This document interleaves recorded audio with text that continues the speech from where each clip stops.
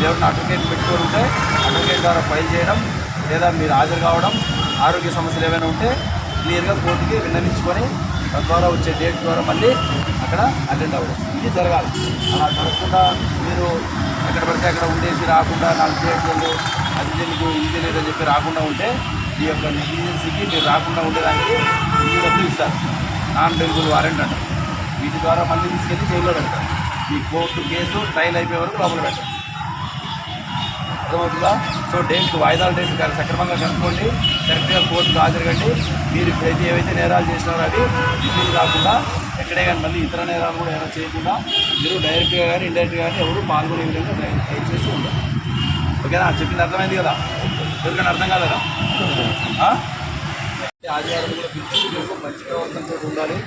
సొసైటీలో పబ్లిక్ కూడా బెదిరించే పరిస్థితి కానీ ఆటని అదుపుపట్టే విధంగా ప్రవర్తించడం కానీ, లేదా తీవ్రమైన నేరాలు పాల్పడడం కానీ, లేదా మట్కా లేదంటే ఈ గ్యాంబ్లింగ్, అలాగే ఇటీవల కాలంలో ఐపీఎల్ బెట్టింగ్స్, సారాయి ఇలాంటి వాటిల్లో ఎక్కడ కూడా మీరు పాల్పడకూడదు. నేరాలకి మళ్ళీ అవకాశం అనే ఉద్దేశంతో మిమ్మల్ని చూస్తూనే ఉన్నాం.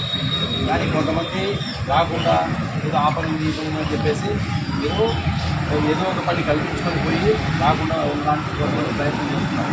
అలాగే కొంతమంది ఏమవుతుంది మళ్ళీ కేసు అయితే జైలు పోవడానికి అంటున్నారు. జైలు పోవడం కాదు, పీడీ యాక్ట్ తెలుసు కదా, డిటెన్షన్ యాక్ట్, దీనికి సంవత్సరం జైలు లేదు. అలాగే ఎక్స్టర్న్మెంట్ అంటే జిల్లా బహిష్కరణ.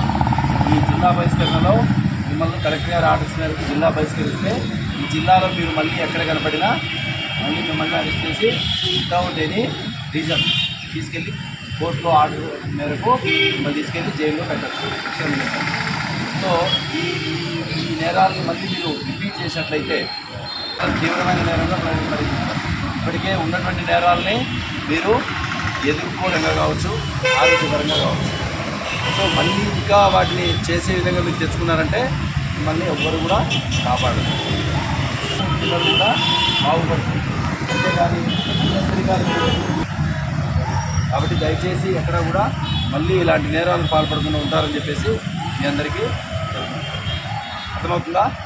కోర్టుకు అదేవిధంగా సక్రమంగా అటెండ్ కాండి. కోర్టుకు అటెండ్ కాని పక్షంలో మీ అడ్వకేట్ ద్వారా ఏదైనా ఆరోగ్య సమస్యలు ఉంటే మీరు అక్కడ ఫైల్ చేయడము, లేకుంటే మీకు అలాగే హాజరు కాకుండా కోర్టు ద్వారా అంటే మీ యొక్క అడ్వకేట్ ద్వారా ఫైల్ చేయకుండా మీరు చెప్పకుండా హాజరు కాకుండా ఉంటే